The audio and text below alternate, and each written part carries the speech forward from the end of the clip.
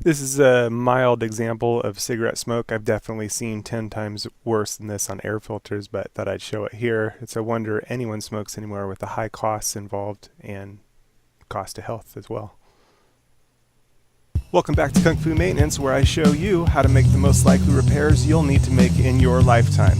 If you'd like to get the latest videos, subscribe and then hit the little bell icon right at the subscribe button, and it'll notify you of any new videos when they're released for you. It is a wonder if anybody smokes anymore.